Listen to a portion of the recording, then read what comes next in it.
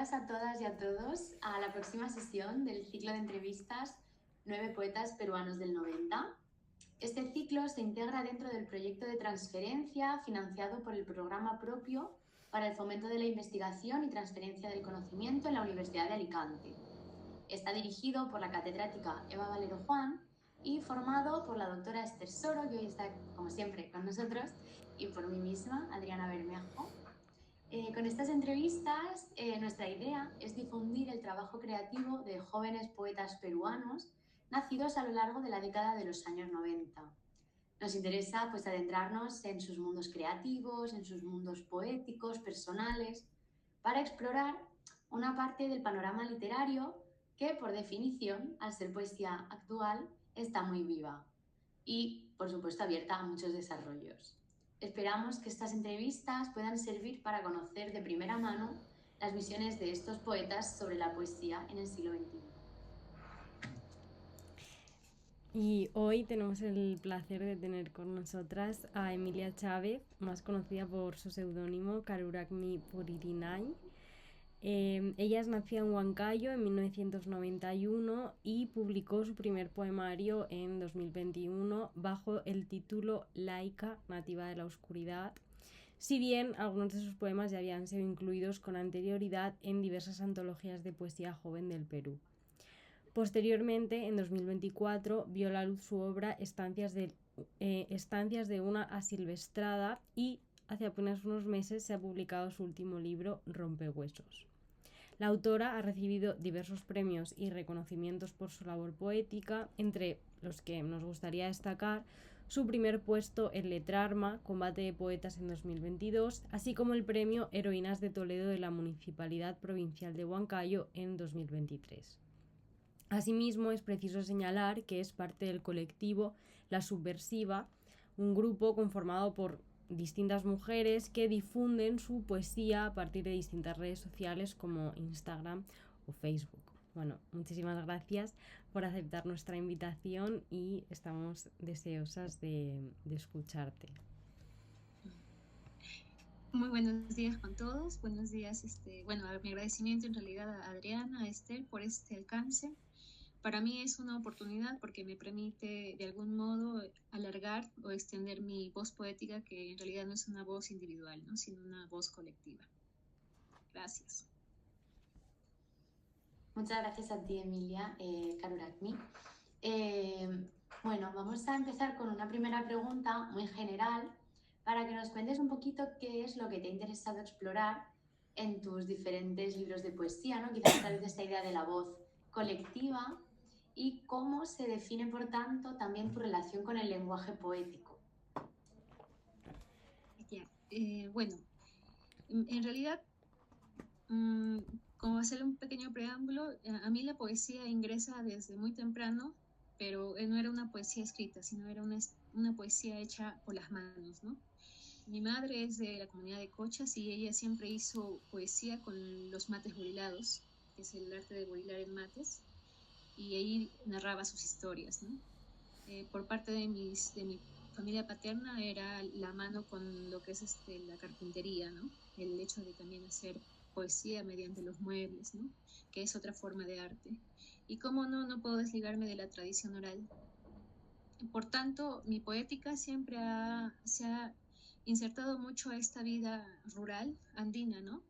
Mi primer libro, que es La hija, es La hija nativa de la oscuridad, se instaura muchísimo en lo que es la identidad andina. Hablo mucho de mi abuela, de mi madre, de nuestra identidad, de mi abuelo, de cómo la mujer de algún modo intenta salir de este nido andino rural a una ciudad, pero también a la que retorna, ¿no? Ese fue mi primer libro. El segundo libro fue Estancias de una silvestrada, que aquí sí tomo un tópico un poquito más sensible porque, como para comentarles, Huancayo es todavía una ciudad muy conservadora, muy tradicional y conservadora, y pues este libro habla sobre el erotismo, ¿no? El erotismo en la mujer andina, sobre todo en la mujer andina, que ha sido muy cuestionado, no solamente por hombres, sino también por mujeres, ¿no? Mi mamá todavía no lo leyó, pero presume de qué va, entonces aquí procuro curiosear dentro de esta identidad andina, femenina, y también esa identidad que desea, ¿no? Y que muchas veces no, a la mujer andina no se la ve como eso, ¿no? Por el contrario, si es que entramos un poquito más a la raíz andina, acá hay una festividad en Huancayo que es el Santiago, que se da precisamente por los meses de julio y agosto. Y curiosamente, los santiagos, los huaynos, tienen mucho mensaje no explícito, pero erótico. Entonces, ¿cómo se puede desvincular este erotismo a la mujer andina, ¿no? Pero que lastimosamente todavía se mantiene un cierto terror a esto, ¿no? Y bueno, este libro va por esas orillas, ¿no? Y mi tercer libro, que es el último que lo publiqué en abril con Alastro Editores, es Rompehuesos. Y aquí transita mucho sobre la maternidad, pero la maternidad no romantizada, sino esa maternidad que se escapa de todos los cuadros que se nos imponen a nosotras como mujeres, ¿no? Y con mayor razón a la mujer andina, ¿no? Que se supone que debe ser devota de sus hijos, de su vida, ¿no? De su vida doméstica, y muchas veces no suele pasar así, ¿no? También yo creo que estos tres libros cuestionan mucho la posición en la que estamos las mujeres andinas, o incluso la mujer, ¿no? La mujer en todos los lugares. Y yo creo que la poética, la voz, mi voz poética trata de ser contestatario, de denunciar estos encuadres. Bueno, qué interesante todo lo que comentas, conocer esa perspectiva y bueno, también muchas gracias por enseñarnos esas cubiertas de todos los libros, que la verdad es que me han parecido muy bonitas. Bien, ahora queríamos preguntarte un poco acerca de tu proceso creativo, es decir, ¿cuáles son los estímulos que te mueven a escribir, aparte de toda esa inspiración que ya has comentado y ese deseo de hablar de determinadas cuestiones, como pues puede ser en este caso la maternidad o esa salida de la que has hablado también del mundo rural? Al margen también de esas fuentes de inspiración, pues ¿cuál es el proceso más físico, ¿no? ¿De qué manera lo haces? Si lo haces en un escritorio, en el móvil, en una libreta. ¿Cómo vives también ese proceso de escritura y luego de reescritura y corrección de poemas? Si te resulta también un proceso doloroso, o si por el contrario es un proceso que disfrutas, bueno, pues si podías adentrarnos un poquito en todo ese proceso. Claro.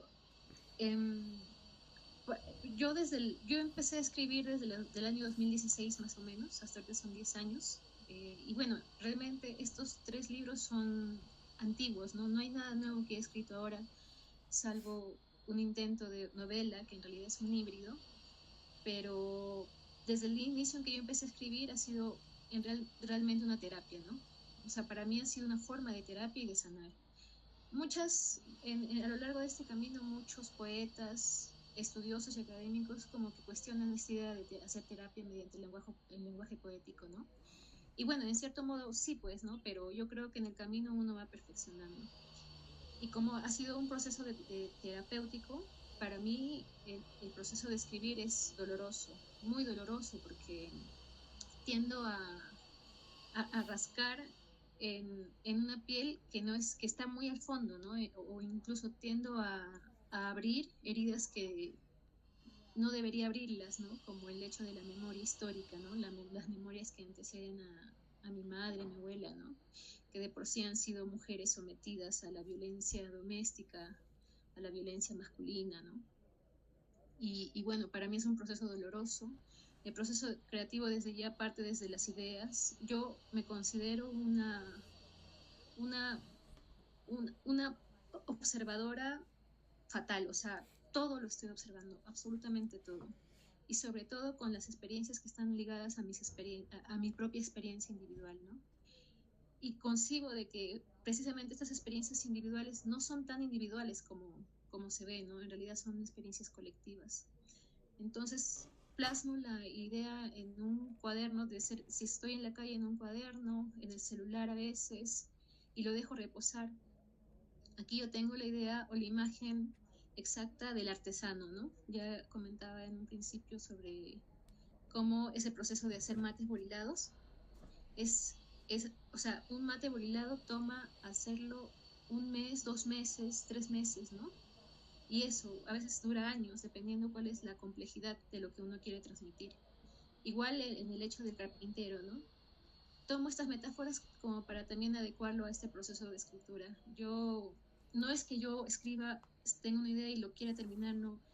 Para mí tiene que fermentarse, tiene que tomar forma, tengo que armarlo, desarmarlo, y a veces no consigo nada, ¿no? En este proceso yo creo que el mejor aliado, o bueno, habiendo cernido todo lo que hay escrito, eh, lo que quedó en esta especie de cernidor es la poesía que se escribe desde la honestidad, ¿no? Por ese lado, creo que mi proceso creativo combina lo que es la paciencia, la mano del artesano y la honestidad. Qué bonito este cierre. La verdad que me parece muy evocadora también esta idea, ¿no?, de este trabajo lento, artesano. No sé tampoco hasta qué punto quizás en este proceso creativo aparece el canto, o si cantas tus poemas o los lees como en voz alta o algo así. Me interesaría mucho eso. Pero bueno, si luego sale, pues puedes comentarlo si quieres. En cualquier caso, la siguiente pregunta que teníamos para hacerte era cómo, precisamente porque quizás Perú es un país muy centrado en Lima, ¿cómo ves tú el panorama poético desde Huancayo, el panorama poético peruano, claro? Si te consideras parte de alguna tendencia o de algún grupo poético, si te relacionas o no con otros poetas y escritores actuales allí en Perú. Bueno, un poco cuál es tu posición, ¿no? O cómo te ves tú dentro de ese panorama. Claro. En realidad, para mí ha sido un reto, incluso en mi región, escribir poesía, incluso siendo mujer. Porque quizás también ustedes hayan tenido esa experiencia en la que cuando uno lanza sus poemas, como quien dice, al aire, aparecen aquellos que dicen, esto no es poesía, esta sí es poesía, ¿no? O quién eres tú, ¿no? Tal atrevimiento lo tachan, ¿no? En ese sentido siempre hay un acecho por querer comparar la poesía que uno escribe desde la región al canon que se establece desde la capital, ¿no? En este caso Lima. Ha sido un gran reto, la verdad, y muchas veces los mismos quienes nos cortan, como quien dice, las alas son nuestros propios paisanos, ¿no? Así decimos los que son de nuestra misma región. Yo ahora no quisiera etiquetarme ni enmarcar mi poesía, ¿no? Yo quisiera más bien dialogar con toda la pluralidad de voces que existen en todo el país. Incluso podría decir que soy una poeta en tránsito, ¿no? Errante, que va de un lado a otro, y yo siempre... Hay un animal que me gusta muchísimo, y esto no significa que no tenga identidad. De hecho, la tengo muy en la médula, pero me agrada mucho esta imagen del camaleón, de lo camaleónico, ¿no? De poder adaptarse, cambiar, poder adherirse a uno mismo, las creencias y las vivencias de los otros, ¿no? Como si fueran tuyas. Yo sé mucho de la poética, pues, de César Vallejo, ¿no? Que es un gran referente. Sé de la poesía y la narrativa de José María Arguedas, pero también me parece muy importante leer a nuestros propios autores regionales que muchas veces no están siendo reconocidos como deberían, ¿no? En este caso, aquí en Huancayo, hay una poeta que la recomiendo muchísimo, que se llama Flor de María Ayala. Ella ya murió. Publicó un poemario que se llama Mujer de Sudamérica, que fue muy cuestionado en su tiempo que se publicó porque hablaba de la mujer y su tarea doméstica, ¿no? Y cómo ella cuestionaba este atropello, ¿no? Personal, de género, ¿no? Incluso social. Y, por ejemplo, ella estaría muy bien a la altura de una Blanca Varela, pero lastimosamente no se le reconoce, ¿no? Y ahí como que nosotros, como también herencia histórica tenemos que, de algún modo, dejar que esta poética también se conozca en otros lugares, ¿no? Porque es una cierta injusticia. Luego también hay otra poeta que me parece muy importante que se reconozca su trabajo, es de Ana Berta Vizcarra en Cusco, que escribe una poesía erótica, pero ¿de qué nivel? O sea, no es explícita, es muy, muy elegante con todo lo que dice. Y ella también, por ejemplo, no es muy reconocida, no es muy reconocida. Yo leo mucho, o sea, a mí me agrada muchísimo buscar ahí en el fondo del pozo y encontrar poetas en las que realmente, de algún modo, también compartan nuestras experiencias, ¿no? Porque sí, pues yo adoro la poesía, por ejemplo, um, de ya, por ejemplo, de Blanca Varela, ¿no? Pero no me siento tan identificada, ¿no? Entonces, yo, o sea, no es que prefiera, pero me siento un poco más el llamado de leer a poetas en las que me reconozco también en su intemperie, ¿no? Y por ahí va de repente mi relación con los otros poetas. Bueno, muchas gracias por este análisis y esta visión y también por darnos nombres que, bueno, yo en mi caso desconocía y que, por supuesto, anoto porque al final esas referencias son muy valiosas y más desde aquí, ¿no? Que a veces es complicado llegar y conocer todo. Y bueno, tu respuesta conecta justamente con la siguiente pregunta que queríamos hacerte, que era precisamente por tu genealogía literaria, ¿no? Es decir, por qué poetas crees que han marcado tu obra, tanto del Perú como de fuera. Entonces, bueno, ya nos has lanzado algunos nombres, pero si se te ha quedado alguno en el tintero, si quieres profundizar más sobre alguna de estas voces que has mencionado, pues nos encantaría.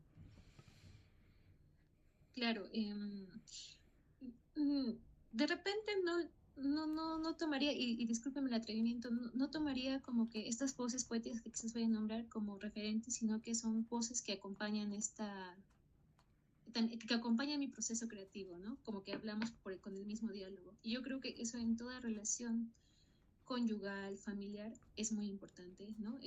Conversar en el mismo sentido, ¿no? Si no, comienzan ahí los conflictos. Además de las dos poetas que mencioné, como Flor de María Ayala, que es de Huancayo, Junín, está Lucía Ocampo, que no sé si la habrán escuchado, hace poquito publicó bueno, hace 2 años más o menos, un poemario ya después de fallecida, ¿no? Lucía Ocampo, también está, no sé muy bien de qué país son, pero por ejemplo, aquí los tengo sus libros, está Mio Bestrini, que es creo que uruguaya, no sé qué es.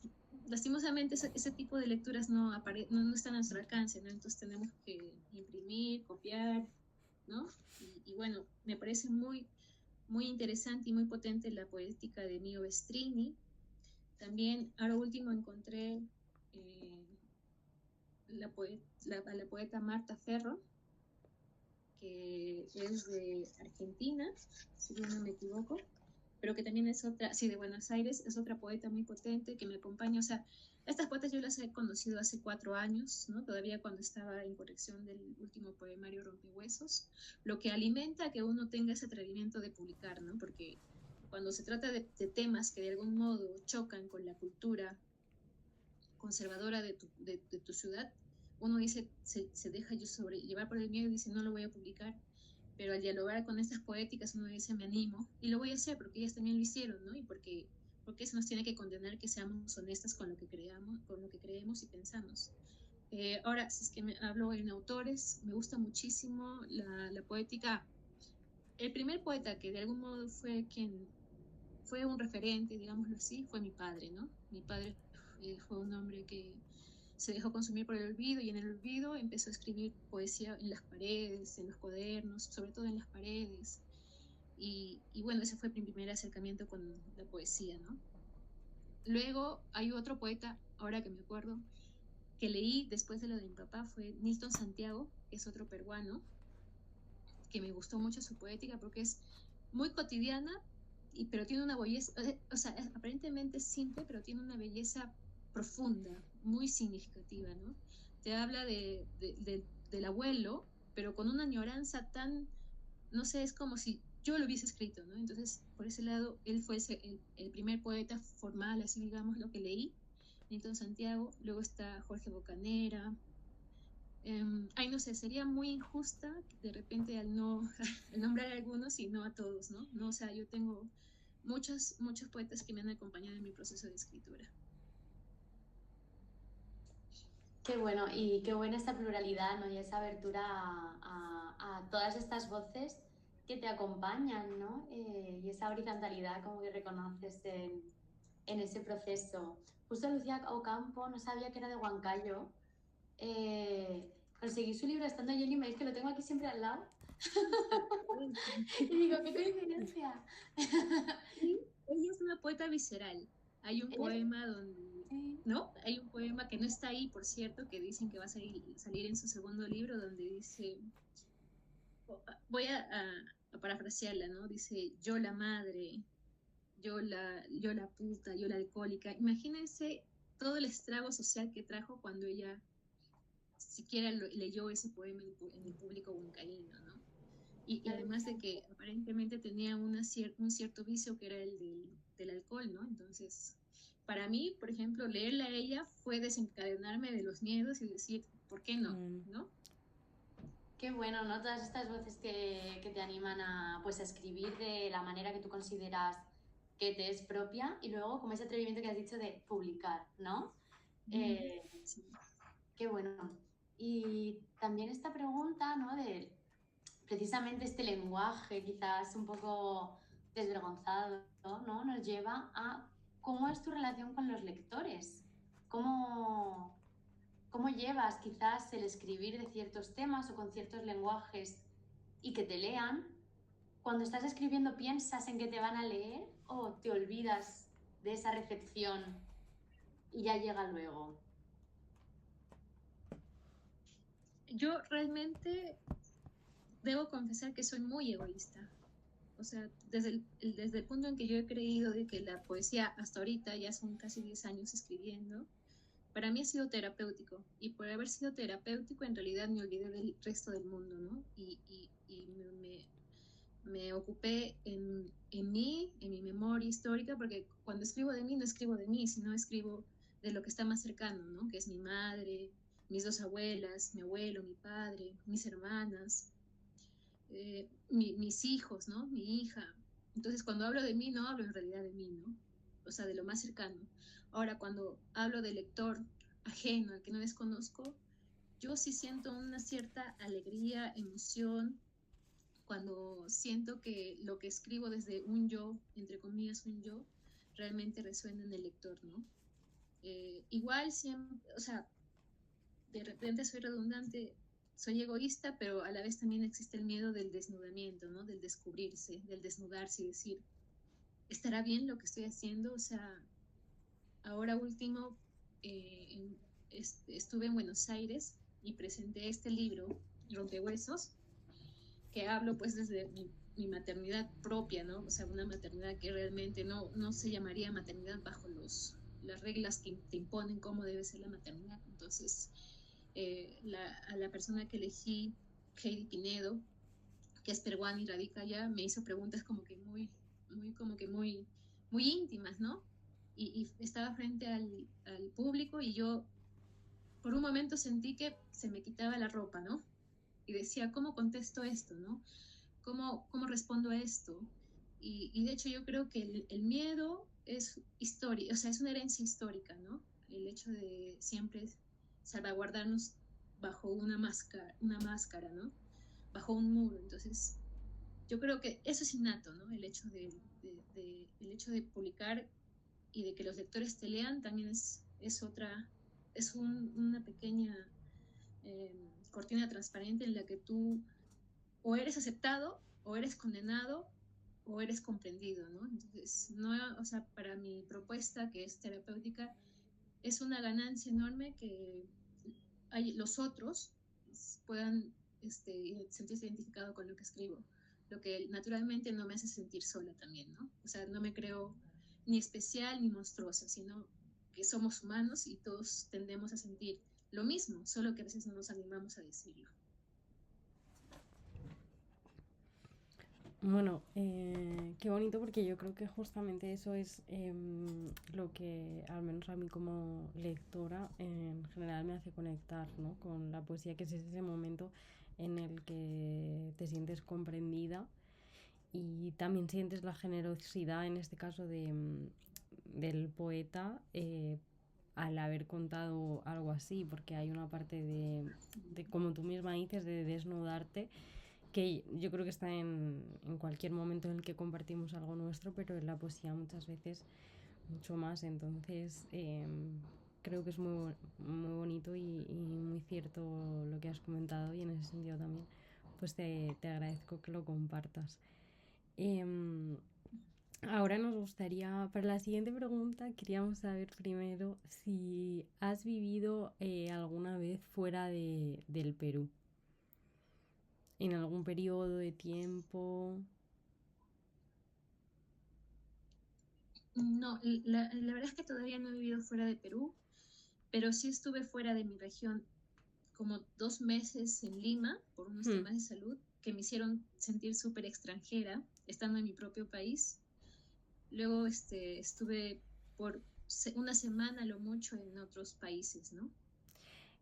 Vale, es que esta pregunta tenía que ver con el hecho de si haber estado viviendo fuera del Perú, pero bueno, en este caso fuera de tu hogar, en Lima, si crees que ha marcado de alguna forma tu obra, que quizá no lo sé, sí, por lo que has comentado de cuál es la temática del primer poemario, no sé si fue inspirado en esta vivencia tuya en Lima, si no, y bueno, pues si podías comentarnos un poco si de alguna forma crees que ese tiempo fuera ha marcado tu poesía, tu forma de ver la realidad, de relacionarte. Claro. Podría contar dos anécdotas que de repente van en contra, ¿no? Y que no van en la misma dirección, pero y que es curioso porque el tiempo en que estuve fuera de mi región, Huancayo, en Lima, y estaba por temas de salud por 2 meses allá, me sentí extranjera porque no es lo mismo pues la vida en comunidad que en la capital, ¿no? Porque en el pueblo, en la comunidad, el problema es de todos, no es mío, ¿no? En cambio, cuando fui a Lima, pues me sentí totalmente sola y abandonada, ¿no? La gente muy indiferente. Esta experiencia me llevó a escribir o a finiquitar el tema del libro Rompehuesos, ¿no? Porque hablo desde esa vulnerabilidad en la que uno se encuentra solo y mal de salud en una ciudad que es tan contradictoria al espacio en el que vivo, ¿no? Aquí pues yo voy a Cochas o incluso hace tiempo viví una experiencia un poco terrible y donde éramos una comunidad contra mi problema, ¿no? Entonces eso provocó que yo escribiera con mayor seguridad Rompehuesos. Luego la otra experiencia que fue ya fuera de Perú fue cuando me invitaron a un festival y curiosamente yo había enviado para la selección de los poemas que van a ir en la revista oficial del evento, yo envié como una serie de 10 poemas en los que iban, los que yo creía que eran buenos, ¿no? Pero envié como que 2 hablando de mi identidad andina, ¿no? Y yo creí, pues, como uno se menosprecia, uno de esos poemas menos los 2 andinos iban a incluirlo en la revista. Y curiosamente el que incluyen es uno que habla sobre mi identidad, ¿no? Y que curiosamente algún tiempo aquí en Huancayo habían llamado como poesía aldeana, ¿no? Como despreciando por qué tú sigues escribiendo desde tu región, o sea, lo que llamamos chauvinismo, ¿no? O sea, ¿qué ganas? Como si nuestra escritura debería occidentalizarse, ¿no? Y a mí me pareció muy fabuloso, incluso me conmovió de sobremanera, que ese poema que hablaba de mis raíces, de la mujer andina, de la mujer que habla en quechua, resonara allá. Y lo que provocó que yo me sintiera mucho más orgullosa de mis raíces, ¿no? Y lo que provocó que yo siguiera escribiendo desde esa orilla, a la que muchos cuestionan y los que muchos quieren negar, ¿no? Entonces, esa experiencia, por ejemplo, fue recontranutritiva, ¿no? Y uno se da cuenta pues que no hace falta dejar de lado nuestra raíz para poder adaptarse a la escritura occidental o académica que se nos impone, ¿no? O se nos dice que debería ser así, ¿no?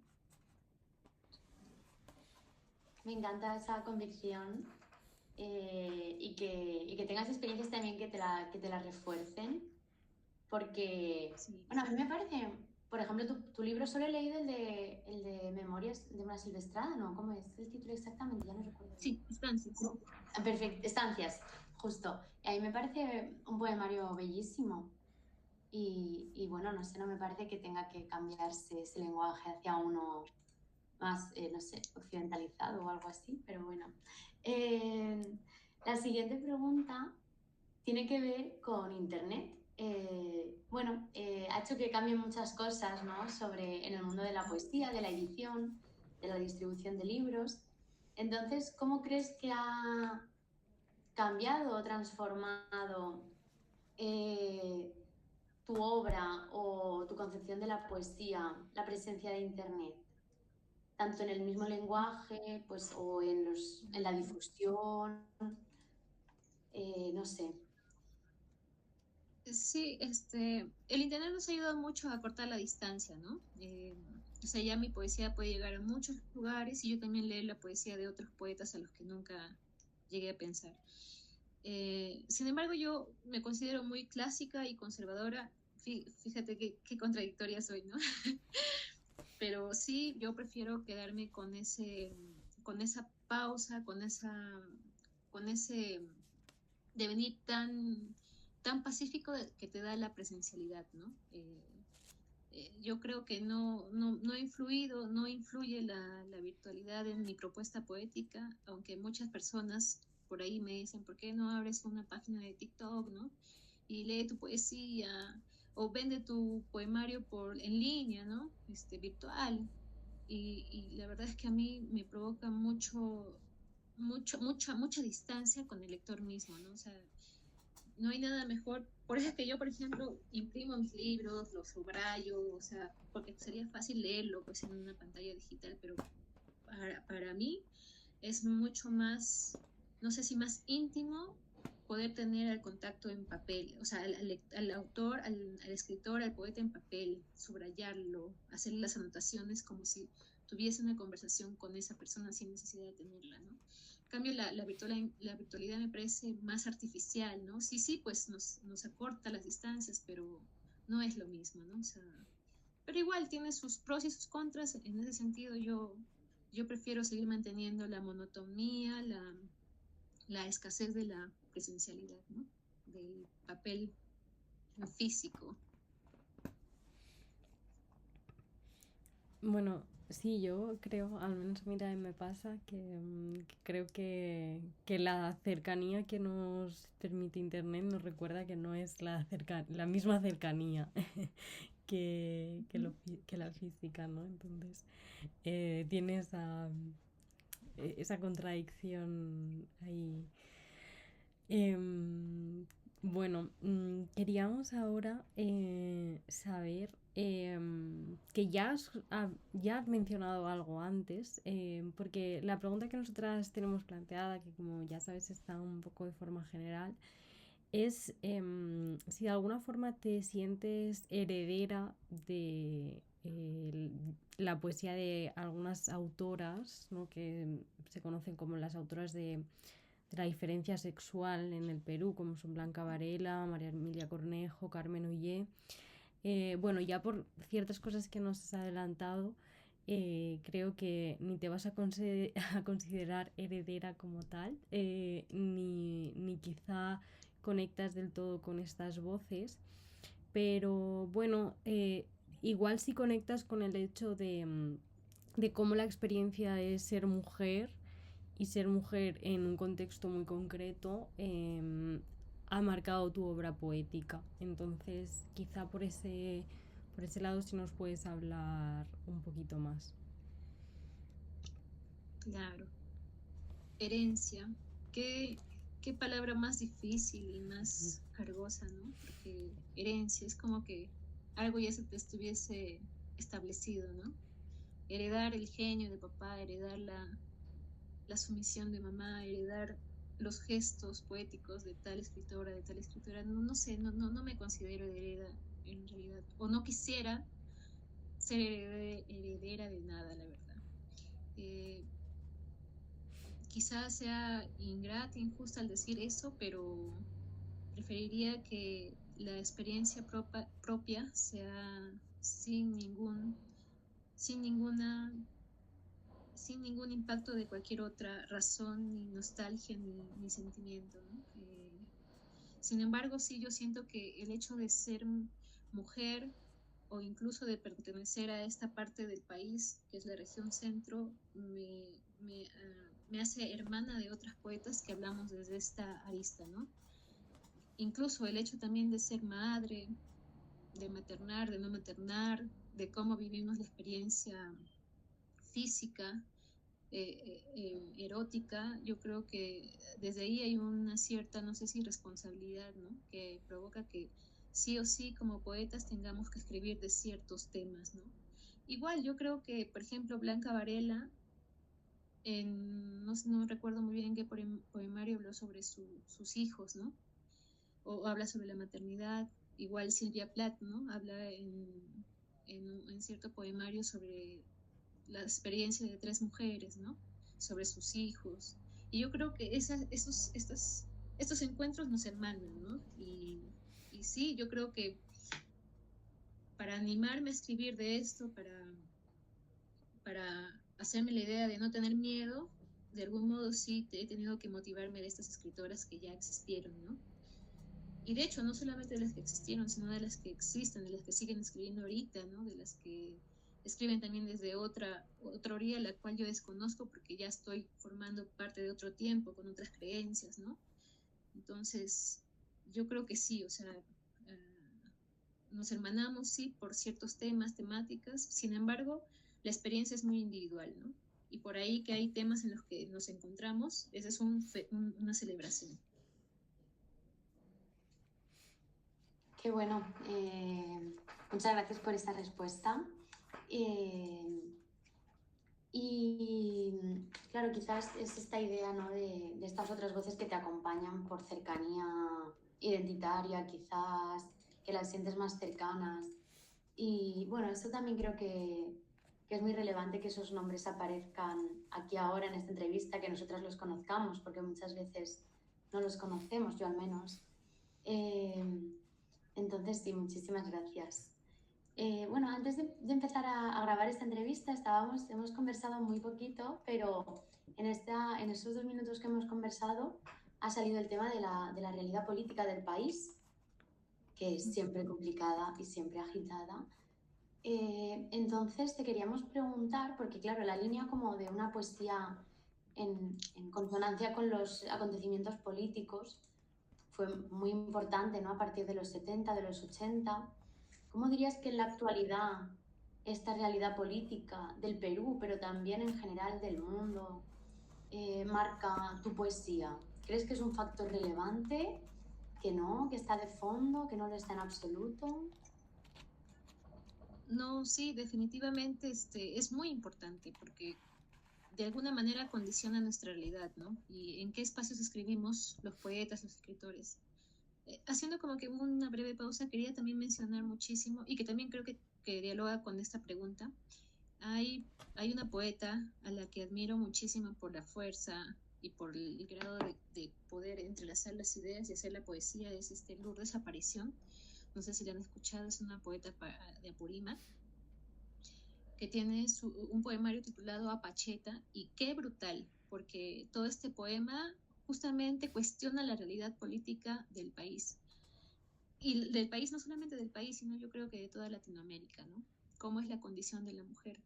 Y cuando hablamos de política, pues no hablamos solamente del lo gubernamental, ¿no? Sino hablamos de la política de nuestros espacios más domésticos, ¿no? Cómo vivimos también en nuestro espacio cotidiano esta política, ¿no? O sea, y escribir de política se escriben desde muchas aristas, ¿no? El hecho de cuestionar los sueldos, de cuestionar nuestros sistemas y hacerlos poesía, ya es hacer política. Desde el hecho de cuestionar tu maternidad, ya es hacer política. De algún modo no nos desligamos de esa realidad. Sí o sí parten y pertenecen a nuestra memoria y al quehacer diario en el que lastimosamente tenemos que seguir batallando, porque lastimosamente en el Perú, en toda Latinoamérica, seguimos nosotros vulnerables a todos esos sistemas que nos someten, el sistema de salud, el sistema de educación. Ahora último estuve viendo, ayer, creo antes de ayer, hubo una marcha universitaria en Argentina, ¿no? Y lo mismo aquí en Perú, con los estudiantes de San Marcos. O sea, es la política sí o sí, yo creo que de una u otra forma se debería, y con eso estoy siendo muy autoritaria de repente, debería incluirse en nuestra poética, en nuestra propuesta, ¿no? Me voy a sumar a muchos otros poetas con los que yo coincido. La poesía no debería ser decorativa, ¿no? No debería ser sumisa, no debería ser complaciente, debería ser una poesía, de repente que no sea panfletaria, es cierto, pero que sí cuestione estas realidades, ¿no? Porque forma parte de nuestra memoria, ¿no? Que vamos a, justo ahí, ¿no? Heredar a las nuevas generaciones que están viniendo, ¿no? Entonces yo creo que sí, la política tiene que estar siempre en resonancia con nuestra realidad. Sí, yo creo que inevitablemente ese cuestionamiento tiene que estar ahí y además creo que hoy con gran parte de tus respuestas lo has demostrado, ¿no? Cuestionando incluso esos términos como heredar, que al final nos hacen repensarnos y que es importante fijar esa atención y más en un momento en el que el mundo está viviendo tantas cosas, por decirlo de alguna manera suave. Entonces, en ese sentido, gracias por compartir tu respuesta y tu visión y por cuestionar, porque también creo que es valiente, ¿no? Esa posición de cuestionar y muchas veces desde determinados lugares desde los que no es fácil hacerlo. Entonces, yo, igual que antes he dicho que siempre agradezco a los poetas su generosidad a la hora de compartir esa parte más íntima, pues también creo que hay que agradecer esa generosidad a la hora de ser valientes para cuestionar lo que muchos no somos capaces, ¿no? Entonces, en ese sentido, muchas gracias. Y bueno, ya para cerrar, nos gustaría que nos leyeras algún poema tuyo, el que más te apetezca en este momento. Así que bueno, cuando quieras.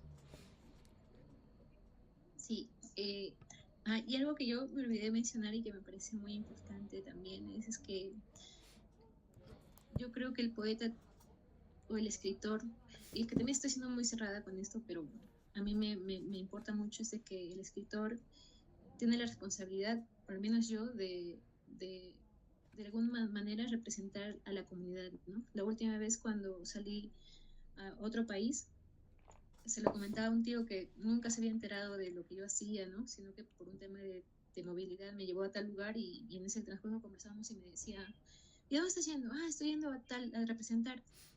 Y él celebró y dijo, qué bueno que lleves nuestras vivencias y nuestras denuncias a otro lugar, porque tú representas a nuestra comunidad. Y a mí me pareció una gran responsabilidad, ¿no? La responsabilidad de lo que se dice, de lo que se transmite, ¿no? O sea, para lo que fuera, ¿no? Y eso me pareció como que feliz, me dio una alegría, pero también me dio una gran responsabilidad. Y yo decía, era como cargarme el kipi y andar con ese kipi y encargarme de que todo el contenido de este kipi se quede acá, quede allá, como para decir, aquí estamos viviendo estas cosas, ¿no? Y algo así, fue súper loco. Ya, voy a compartir de repente 2 textos de Rompehuesos, el último libro. El primer poema abre así. Hubo 2 errores en mi vida. El primero, haber nacido, y el segundo, parir a la niña. Si hubiera sabido que toda la tristeza del maguey se derramaba en mi vientre, no lo hubiera traído al mundo.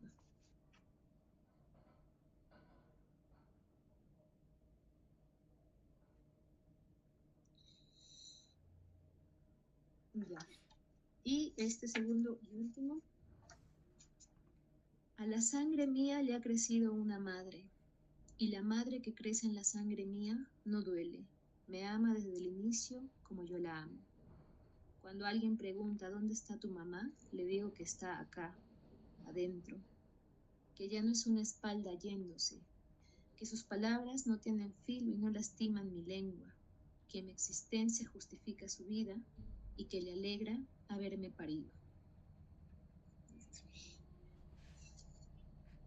Gracias, Adriana, gracias, Esther. Yo me siento muy agradecida por esta ventana, porque es una ventana, es una puerta. Yo realmente agradezco todos estos momentos que me regala la poesía, sin que yo lo haya buscado, porque como lo comenté en un principio, para mí fue un tema terapéutico, y que este tema terapéutico se convierte como que en una daga que realmente puede penetrar la realidad mía y colectiva, a mí me parece muy importante. Y muchas gracias por eso. Espero que les haya agradado la conversación, ¿no? Yo, como siempre, con el asombro primigenio de siempre, a veces me pongo un poco tensa, pero bueno, ahí vamos. Ha sido una maravilla de conversación. Creo que las dos lo pensamos, porque conozco a Esther. Y además, ese cierre con los dos poemas que dialogan ha sido absolutamente conmovedor. Muchas gracias por compartirlo y hemos disfrutado mucho de la conversación. Gracias por sacar un hueco, por dedicárnoslo a nosotras y hemos aprendido muchísimo. Sí, completamente. Adriana me conoce bien, como ha dicho. Entonces ha sido para mí una conversación maravillosa en la que he aprendido mucho, he reflexionado mucho y me he emocionado mucho con, bueno, los dos poemas. Me ha fascinado especialmente el primero. Me ha sacudido. Entonces te lo agradezco pues justo por todo lo que hemos comentado, ¿no? Porque creo que tener la generosidad de abrirse y de hablar de ciertos temas así es de admirar muchísimo. Entonces te agradecemos tu tiempo y todas las palabras que has dedicado, que son muy valiosas. Muchas gracias.